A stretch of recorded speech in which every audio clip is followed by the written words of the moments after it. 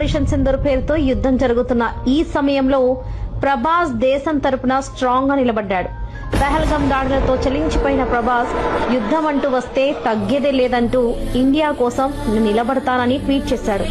అవసరమైతే దేశం కోసం నా ఆస్తి మొత్తం ఇచ్చేస్తానని, దేశం కోసం ప్రతి ఒక్కరూ సైనికుడిలా మారాల్సి వస్తే ముందు వరుసలో నేనుంటానంటూ దేశం గర్వించే విధంగా మాట్లాడాడు ప్రభాస్ సైనికుల ప్రాణాలకి రక్షణగా ఉండాలని, వారికి అవసరమయ్యే బుల్లెట్ ప్రూఫ్ జాకెట్స్ ప్రతి సైనికుడికి అందాలని, అందుకు అవసరమైన విరాళాన్ని నేను స్పాన్సర్ చేస్తానని చెప్పడంతో ప్రభాస్ మళ్లీ వార్తల్లో నిలిచాడు. ప్రభాస్ కి డొనేషన్స్ ఇవ్వడం కొత్తేమీ కాదు. కోవిడ్ టైంలో బాహుబలి టీం తరఫు నుండి దేశం కోసం 100 కోట్ల విరాళం ఇచ్చిన నిజమైన దానకర్ణుడు ప్రభాస్.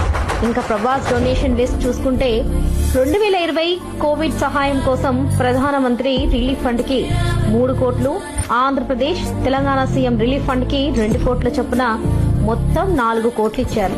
ఇక 2018 కేరళ వరదలు, కేరళ సీఎం రిలీఫ్ ఫండ్ కి 1 కోటి, 2021 ఆంధ్రప్రదేశ్ వరదలు, ఏపీ సీఎం రిలీఫ్ ఫండ్ కి 1 కోటి, 2024 వైనాడ్ ల్యాండ్ స్లైడ్ కేరళలో కేరళ సీఎం రిలీఫ్ ఫండ్ కి 2 కోట్లు.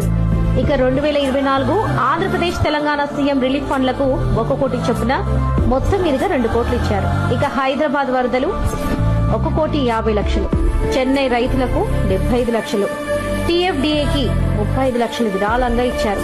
ఇవన్నీ అఫీషియల్ గా ఇచ్చినవే.